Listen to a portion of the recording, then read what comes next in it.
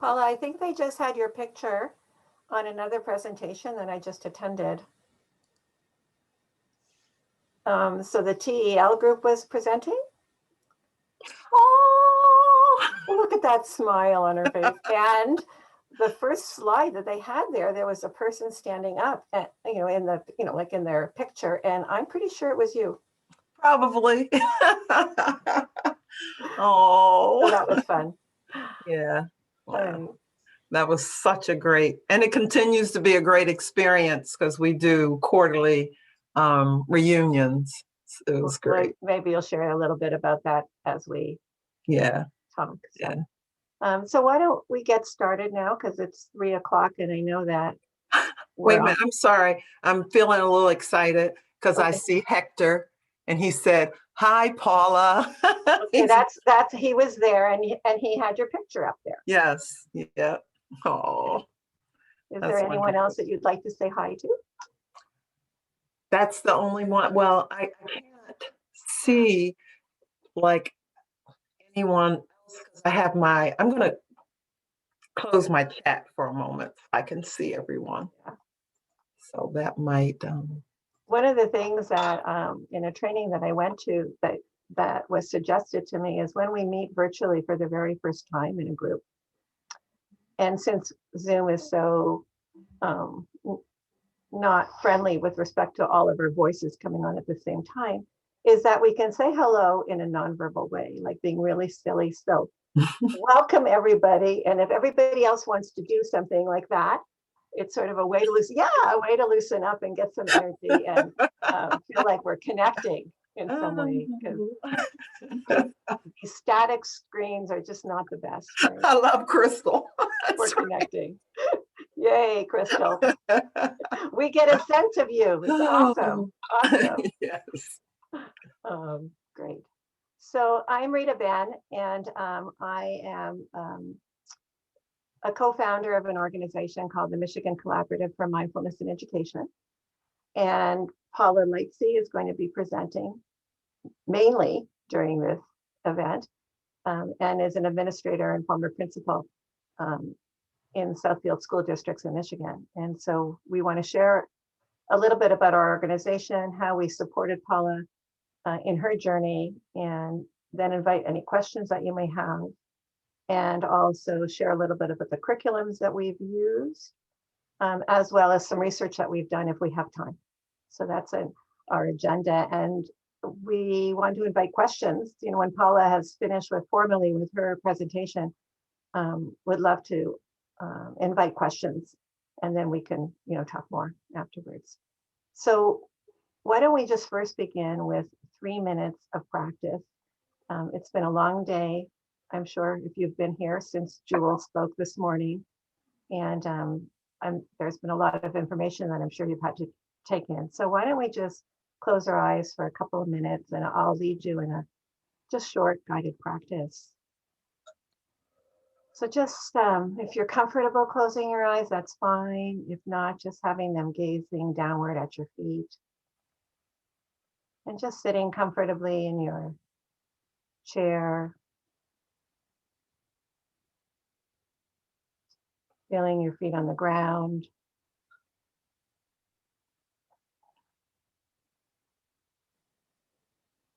Noticing your hands on your lap or on the side of the chair.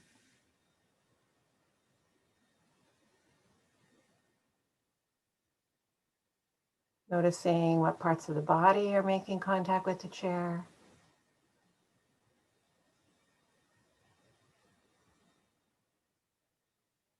And just noticing the body breathing.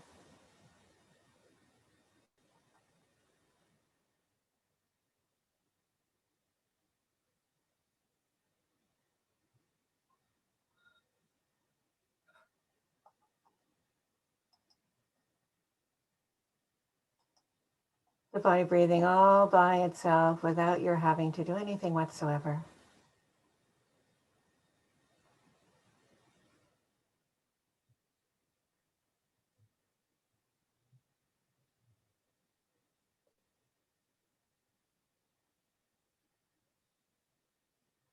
Just becoming aware of this moment.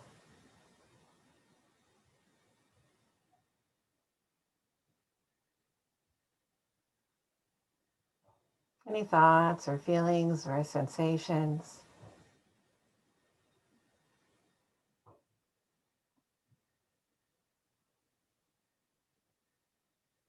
And just inviting yourself to receive whatever there is that's occurring in this moment.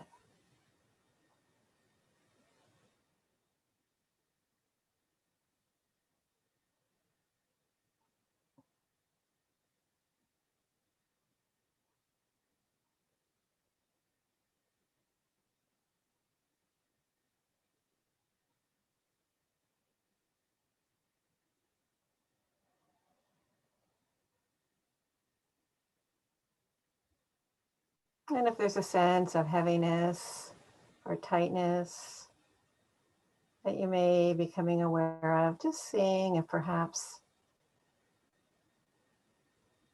you can just relax into that space.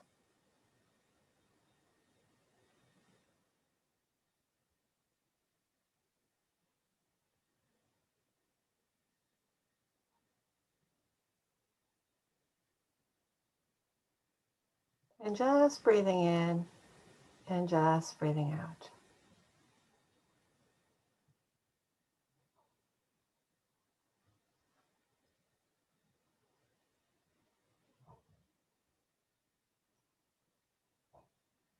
Just this moment.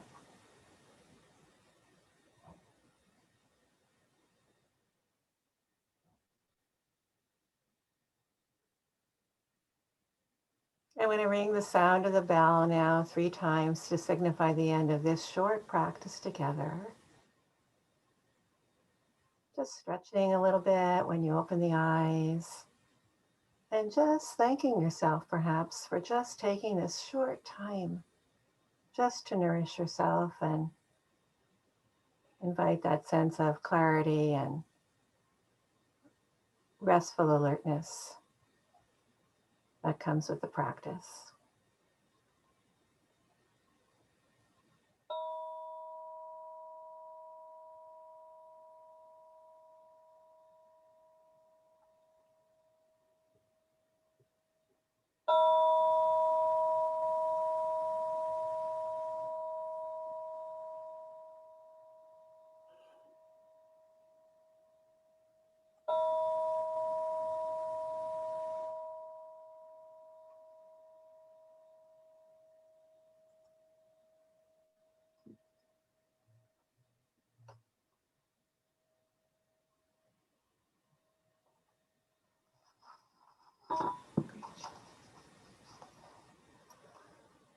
So thank you all for coming to our presentation, which is Slow and Steady, Building Momentum for Infusing Mindfulness into a School District. And just start by just sharing a little bit about our organization and then turn it over to Paula. So we are a nonprofit that we started about 6 years ago in Michigan to bring mindfulness practices and information to K through 12 education and universities. We were a group of professionals and parents who had a passion for mindfulness and thought, follow the Margaret Mead quote that says, never underestimate what a small group can do together, something like that. And to this date now, we have trained over 3,000 professionals, teachers, mental health professionals, administrators, both in an introductory way, or with half-day workshops, or with whole school trainings. And so we've learned a lot over this time. We do intensive training of whole schools where we offer John Kabat-Zinn-like type of model for training of staff.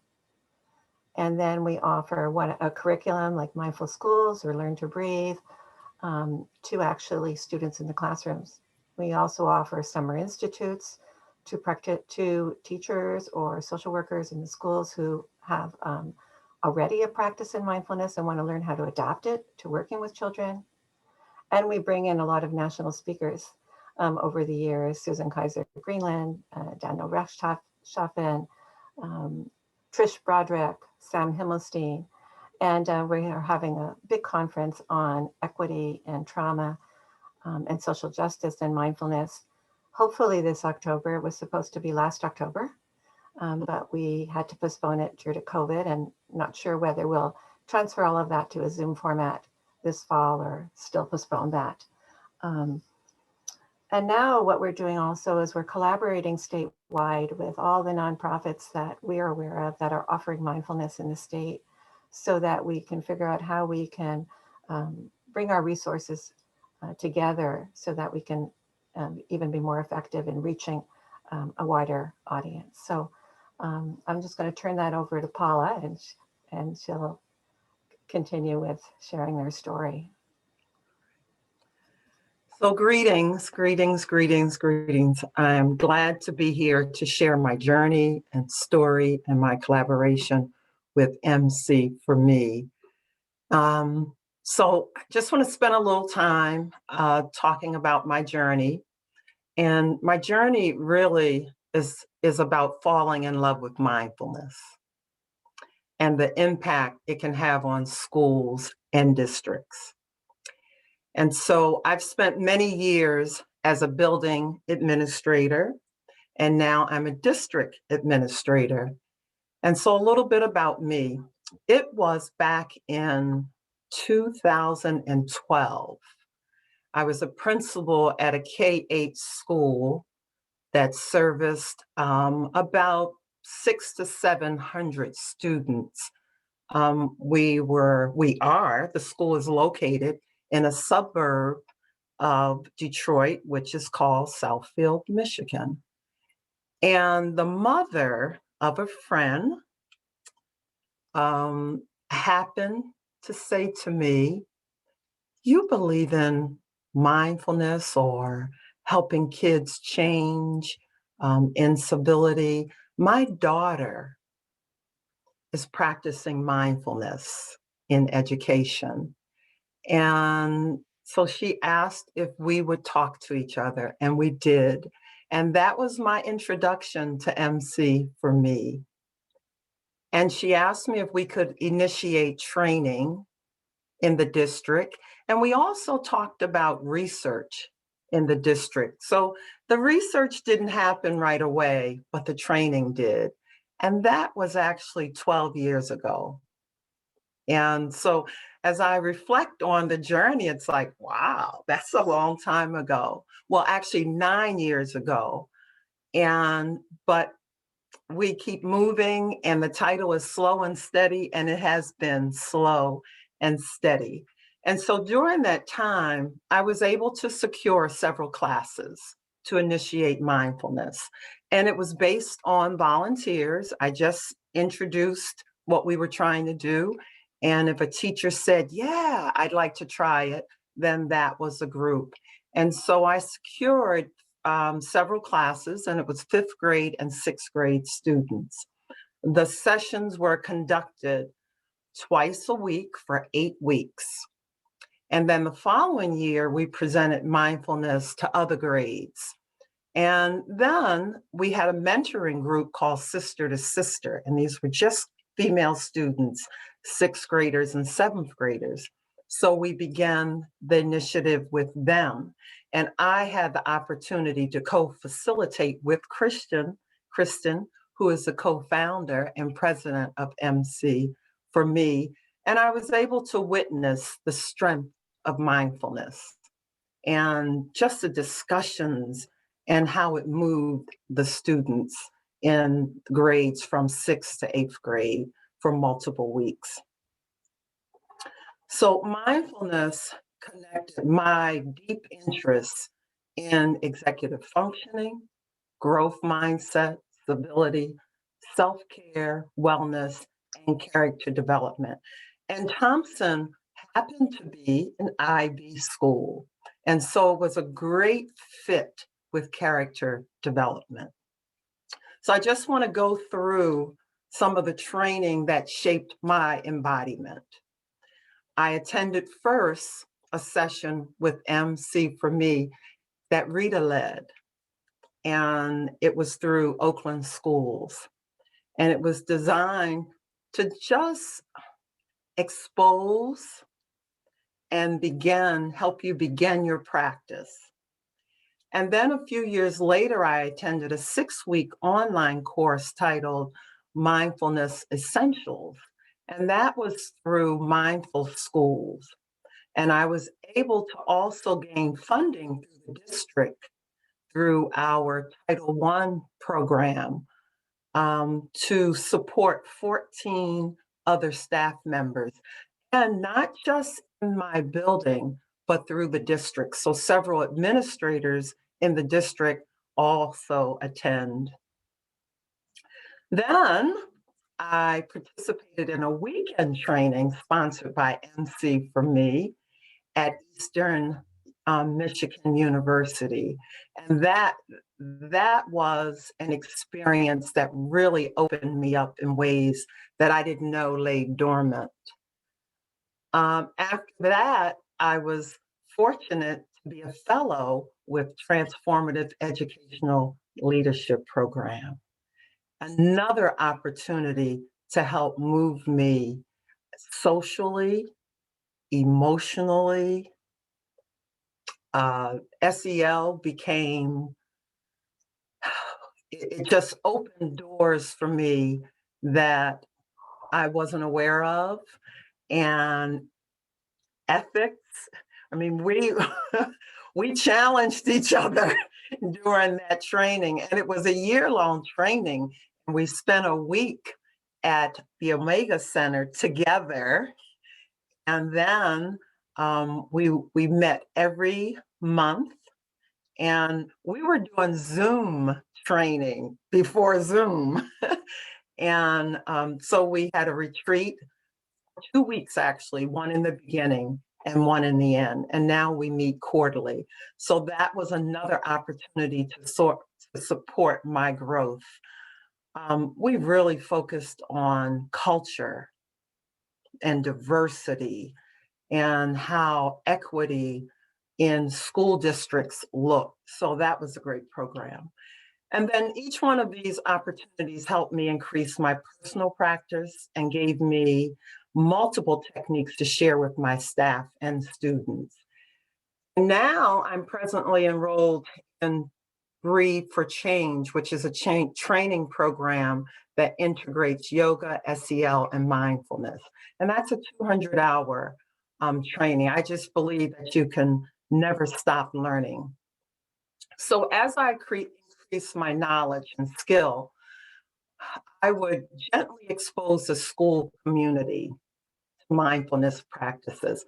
And I'm going to be real honest, while I was very respectful, I was relentless. So the staff knew if you saw Paula, she was going to talk about mindfulness or she was going to talk about breath. So I integrated mindfulness during building-wide announcements in the AM and in the PM using the acronym STOP, which was STOP. And every morning the first bell would ring. And even if I wasn't in the building, and that's how you knew the culture was changing, because someone would pick it up. And so I would say, stop your conversations so that we may listen to the speaker. I would sound a tone and invite everyone to take a deep breath and then observe what's happening in and around you. And it was during the time when there was a lot of trauma and fear in buildings. So I included observe what's happening in and around you so that you may be safe. And I was trying to teach students that you have to stop and listen. And often when you stop and listen, you can hear. And it was important to listen to the speaker and then proceed with your conversations when the announcements are completed. And when we first started that, people would be in the hall and you knew the teachers and the kids that were supportive. And then you also knew those that were like, oh, whatever, what I'm doing is more important. But over time, it began to be part of the culture, to the point where parents would enter the building. And even if they were running late, they knew when they heard the announcement, STOP, they would also just pause and wait and then proceed. And so it was wonderful to witness that. And I'm proud to say it's part of the culture because it's still happening. And I haven't been in the building for several years. And after that piece, we would recite the student pledge. And the pledge was simply, I am somebody. I am somebody to somebody. I'm in charge of my actions and reaction to everything that I say and do. You may see me struggle, but you will never see me quit. And that's what we did. That's how we started our day.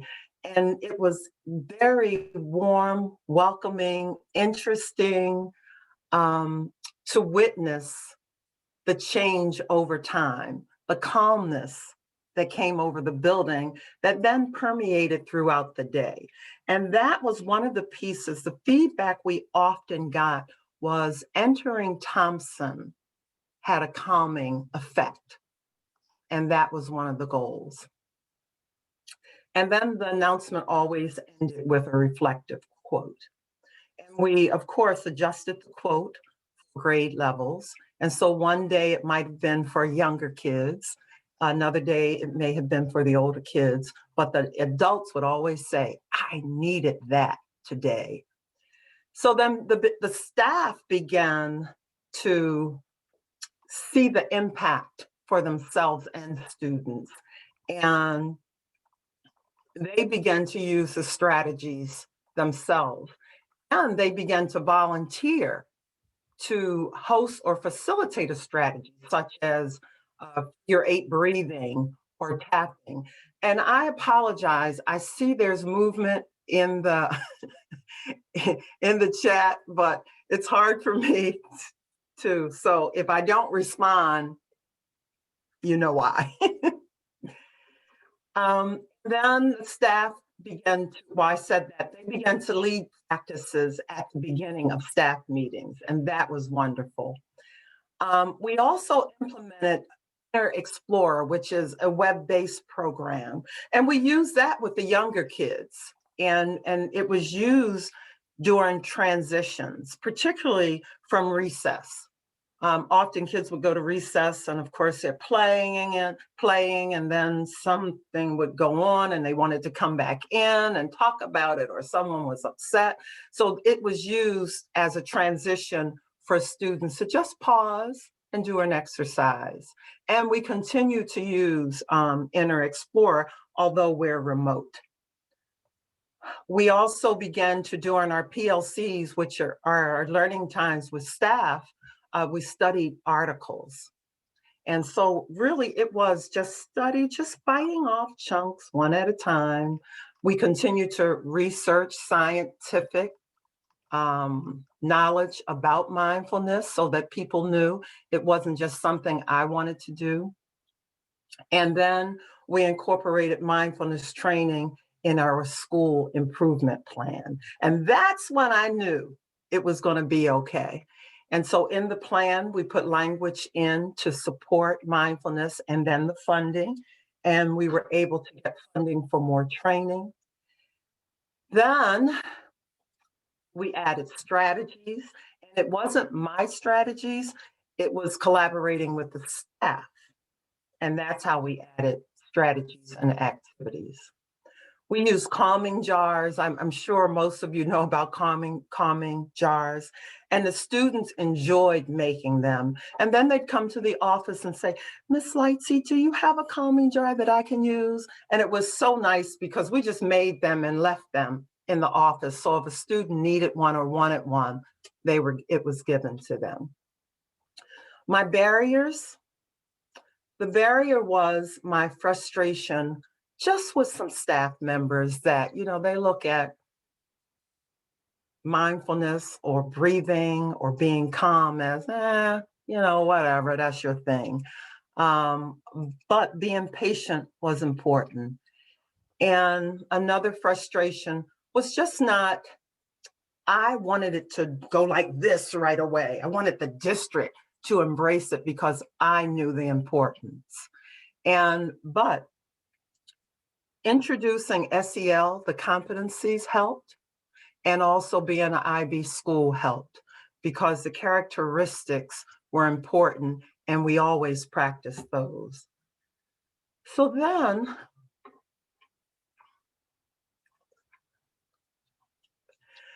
now I'm going to move to now, what's happening right now in the district. COVID has pushed things forward. And I always say to people, mindfulness was a thing before COVID, but it's helping the funding with grants.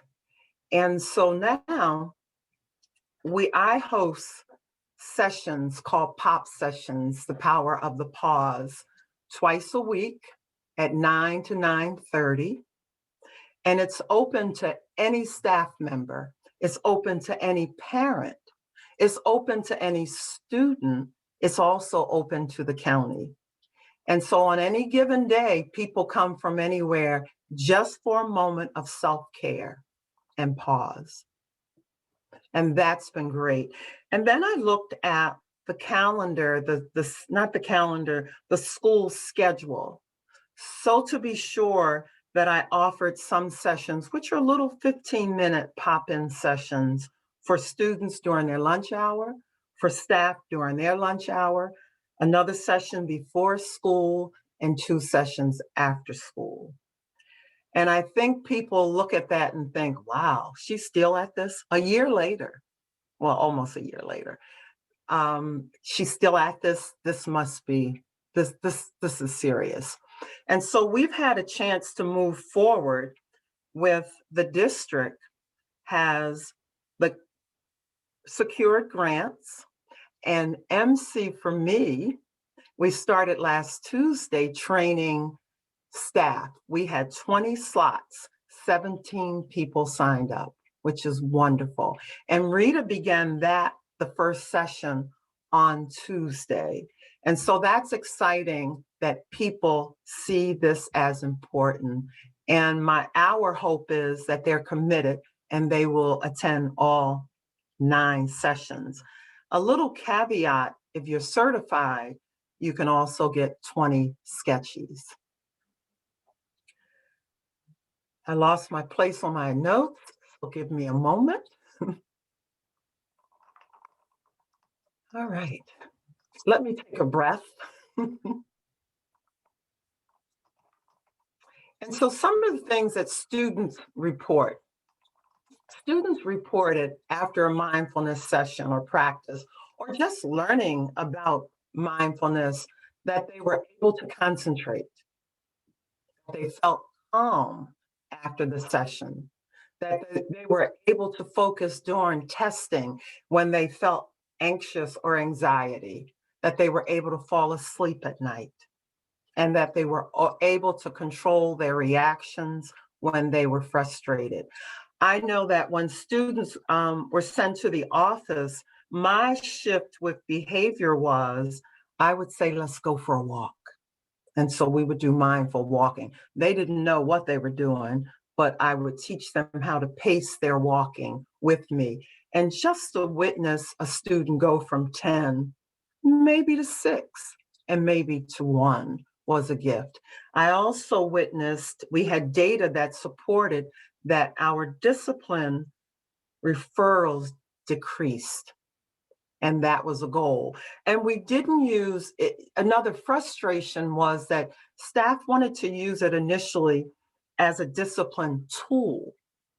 And so we worked hard to teach them or to reinforce that mindfulness isn't about discipline.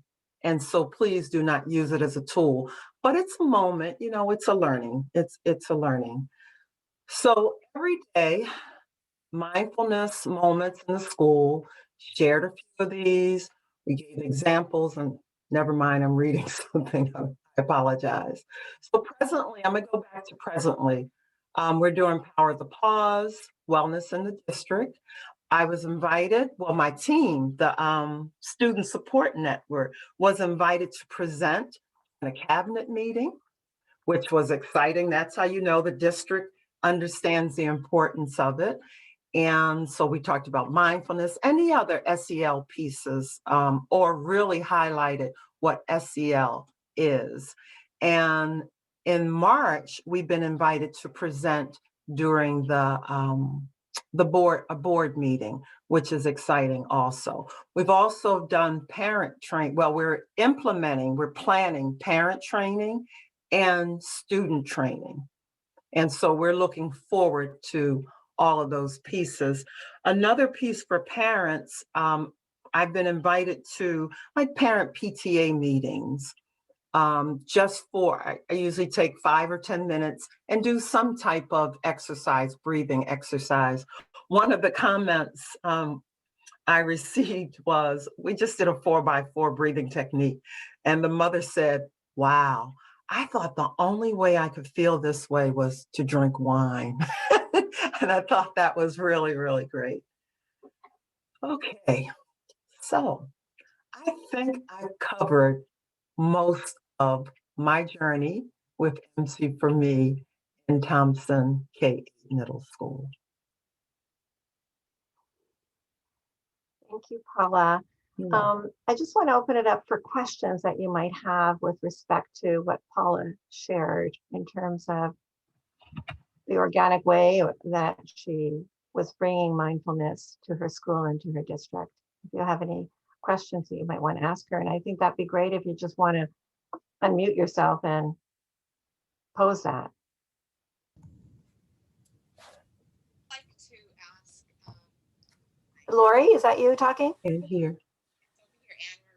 Anne-Marie. Anne-Marie, can you talk a little? Sorry. Let me turn. Hold on. Give me a second. Sorry, I had earbuds and they don't always. Mic doesn't always work. Can't hear you. Talk a little louder. Talk a little louder still. Can't hear me. I can hear you, but others cannot. Oh shoot! All right, I'll come back. You might. You're okay now. Just talk loud. Talk loud. Okay. I think she's going to come back. So Lori, do you want to go? Thank you so much, Paula. That was so helpful, and I enjoyed your presentation. I was wondering if you would describe a little bit more for us the 15-minute pop-ins and how those are offered in the day and how your staff or students access that from you, Paula. Okay. Thank you. You're welcome. So the 15 minutes, I looked at the high school schedule, the elementary schedule, and the middle school or K-8 schedule. And I designed the times so that after a Zoom, you had a break to run to the restroom. And so I wanted to make sure they had time in the beginning of their lunch hour and at the end of the lunch hour. So I built it in the middle of that time.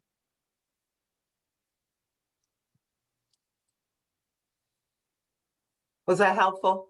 Yes, thank you. Okay. And are you just offering a variety of mindfulness practices during that time? Yeah, often it's just breath sitting. There's been occasion where we've done body scans, so it's selective. And if I have one person, I might say, what do you need today? And then we do it that way. But if it's more than one person, I have a toolkit. Great, thank you. I think I'm back now. You are. Thank you. I was really impressed by that pledge, and I thought I heard you say that there were 4 different lines. I thought, and I wondered if you might repeat those. The one that you used at the end of your announcement, your mindfulness announcement. Student pledge or the STOP? No, the student pledge was what I was interested in hearing. I'll also copy it and put it in the I chat. can write it in chat, Paula, while you talk. Yeah. Oh, I have it right here. I can just copy it. Okay. And so it just simply says, I am somebody.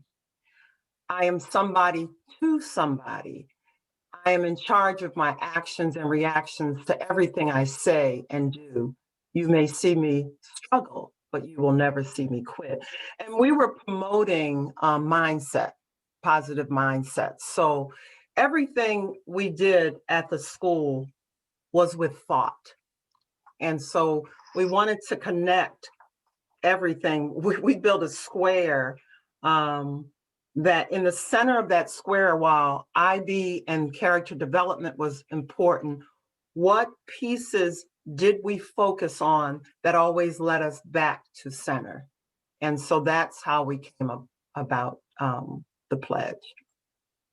Thank you. You're welcome.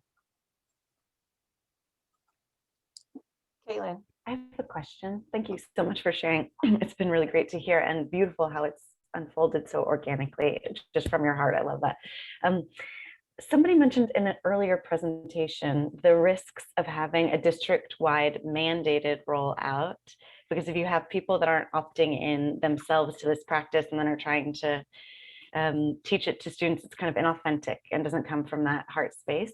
And I think I heard you say that it was all volunteer based, but I wondered if you could just share a little bit more about that experience and any thoughts on that particular. Yeah, and it will never be a mandate. It will be part of our toolkit. And it's always been voluntary, even with the training, the teacher training. Now, did I reach out to some people that I knew would be open? Absolutely. But it's word of mouth, and I role model. You know, when you practice what you preach, people see that. And that's been helpful. I won't go to a meeting. And if I'm facilitating, we're going to breath. We're going to breath. We're going to breathe. You know, let's arrive. But simple, nothing. There's nothing behind it other than let's arrive. So it's voluntary. It will never be a district-wide mandate. I mean, you're right. It just doesn't work that way. We were invited to do some training in another district, and with a small cadre of teachers and administration that wanted to have mindfulness be part of their SEL program and foundation. And the superintendent was there and he wanted to mandate it. And I was adamant that it shouldn't be mandated. As teachers start to see the benefits or changes, in their colleagues, they're going to naturally then want to learn more, if that's, the way they want to go. And when they see changes in students in the classroom, there was one teacher who shared with us that in Michigan, they do all these anti-drills for, in case there's any school shootings. And so all the kids, they practice what happens. And in this particular classroom, this teacher has been trained in mindfulness and practices it with their students. And then when they had to go out in the hallway, and the other teachers just saw how calm her students were as they walked in the hallway, then they wanted to know why and what was she doing that was different. And that's how they, you get interest, much more so. So yeah, the superintendent that wasn't happy with me when I said we don't mandate it. So what's also great is some of the teachers that buy in. You'll see a note on the door, a little post-it, mindful moment. Please do not disturb.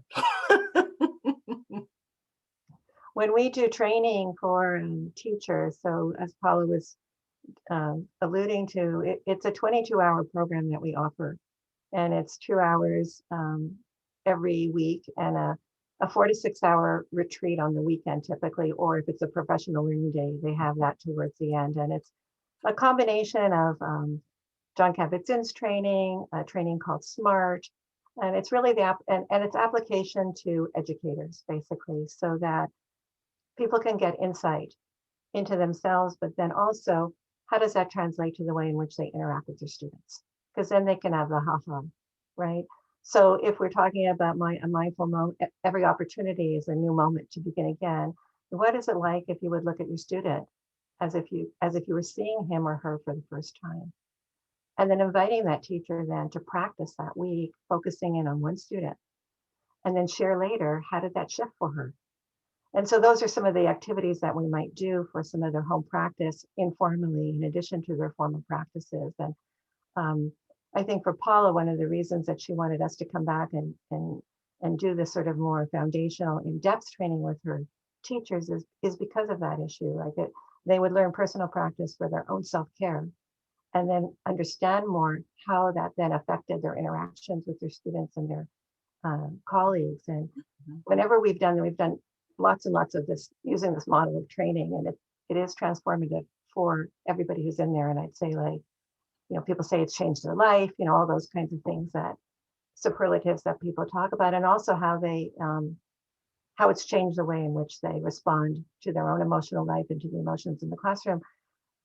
And usually around the fourth session, people will come and say, my husband asked me if I meditated today, because he noticed I was a little bit off. Or, so they're talking about the changes that their close family members are seeing in them. And again, that's reinforcing. So I think, part of our philosophy at MC for me, when we were trying to figure out what model of training to offer in schools, do we offer it to the kids?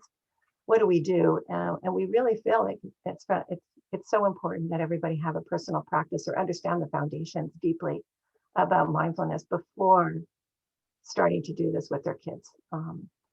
And when we've done this a program, we did some quite a good research study where we did this type of training with teachers, and then with 375 students in middle school, and then we did pre and post on standardized measures of stress and dysregulation and depression and all those kinds of things, and everything shifted for the students and for the teachers. So it was very, very validating. And so in your packet, in your, where you can put resources here on COSTEM, there's some handouts, so you can see the summary of some research that was done. You'll see a description of the program. You'll see also a curriculum that Kristin has loved to use with Paula's students, and that we use with middle school and high school students, which is called Learning to Breathe. And so I encourage you to check out that kind of resource. There's wonderful activities in that book, and you can use that in the classroom in an organized way, such as like 1 hour once a week for 6 weeks, or you can do 2 15-minute lessons over three times during the week. And there are a lot of really good opportunities for push-in, especially they invite both formal practice and then activity-based for middle school and teens. So yeah. In the session that Rita is leading, because many of the staff members have had experiences in the district now with mindfulness, because we also have once a month PD, all day PD. And so the staff has an opportunity at the end of the PD day from 3 to 4 to opt in. And at any given PD day, there may be 200 to 300 people that come in just for that moment for self-care.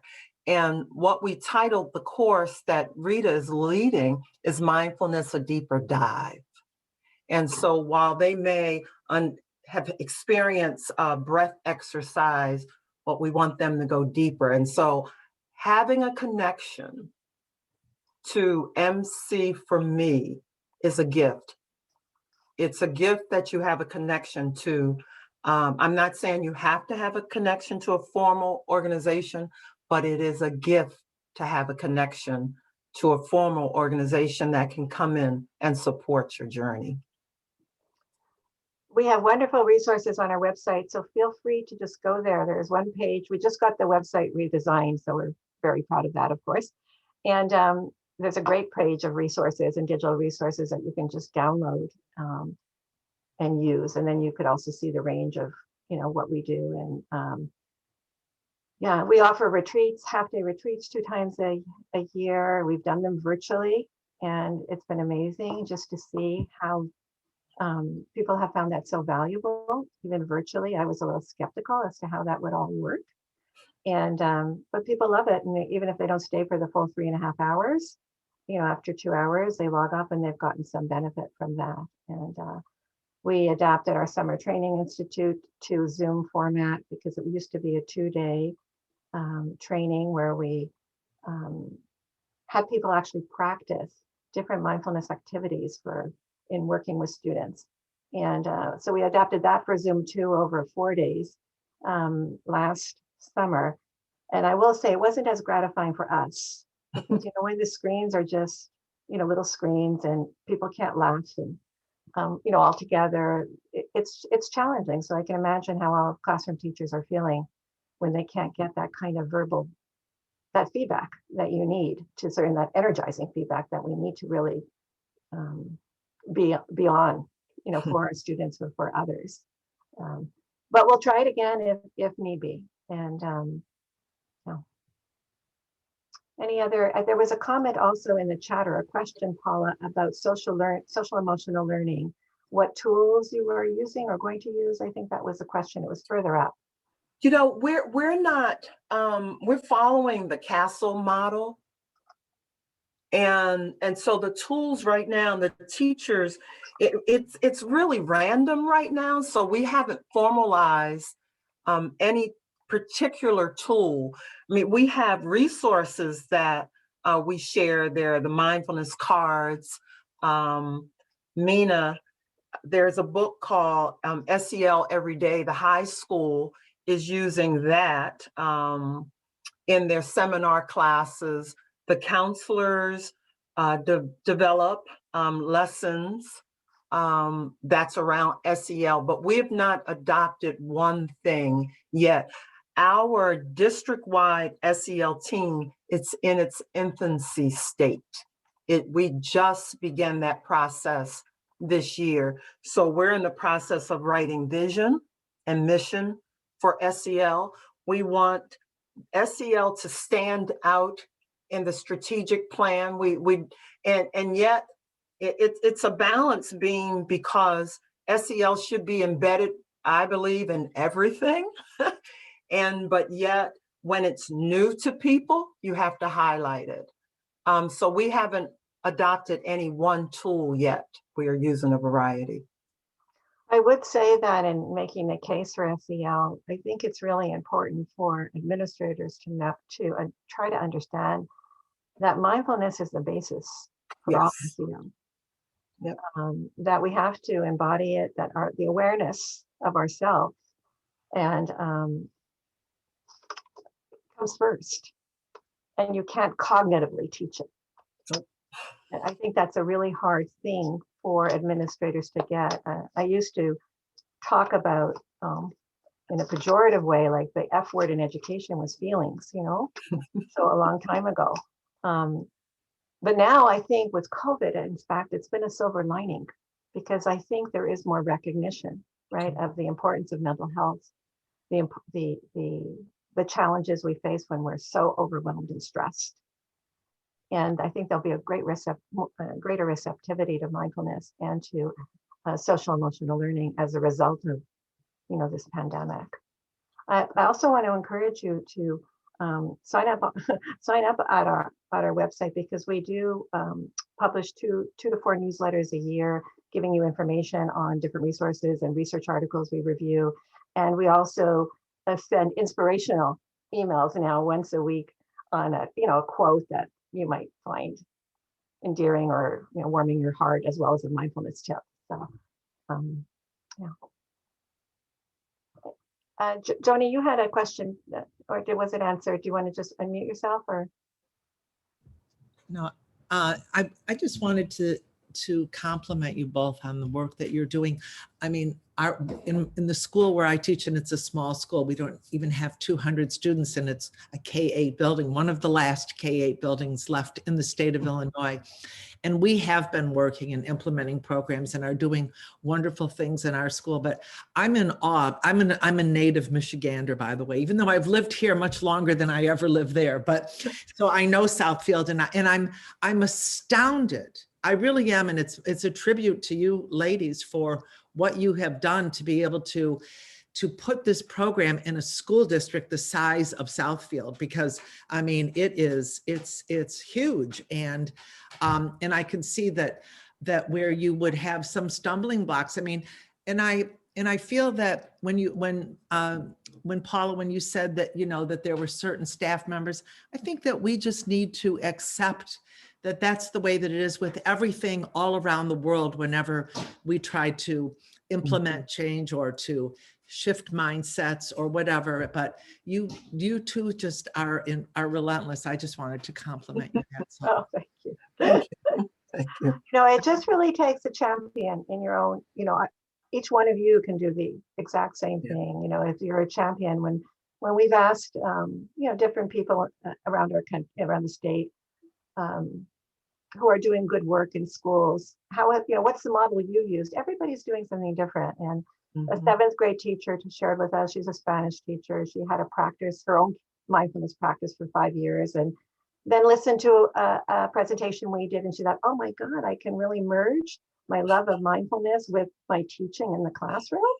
And so she felt more confident. And then she went to mindful schools, and she became like a certified mindful school facilitator. And then she started, it's gaining confidence, teaching in her classroom. And then the district started pushing her in now to all the classrooms. And the same is true in another district with a counselor who started just doing mindfulness with some of the students that were sent to her office. And then she started doing it in a classroom, and then it was more classrooms. So, they're all different ways to start implementing, and no one size fits all. And so I encourage you to just keep on going, and know that, persistence pays, and slow and steady, even though we want to go fastest to go slow. Right. That really is, contrary to what we believe. So, yeah. May I say something quickly? I'm so inspired. Sure. I'm so inspired by this gathering and the information you've shared.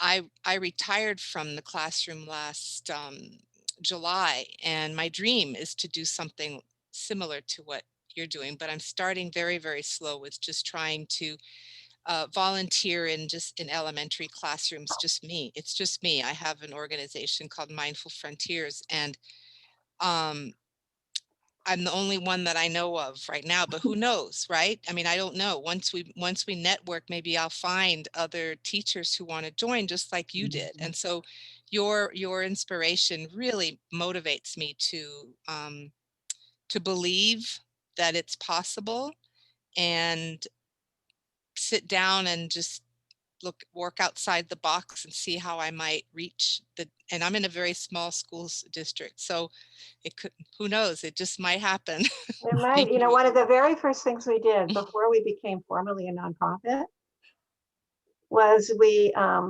decided we would host a community gathering. And because I'm also affiliated with the university, I was able to get like a room and those sorts of things that helped. But and we decided we would host a movie called Room to Breathe, which is that Mindful School's initial, if you haven't seen it, wonderful little movie about how Megan was trying to teach in a very challenging school about mindfulness. And then we had a panel discussion right after that. And we got this together in 3 weeks' time. Sort of networking with, sending emails to everybody who we knew. And we, I think we charged $10 or something like that, very $5, something very minimal for people to come.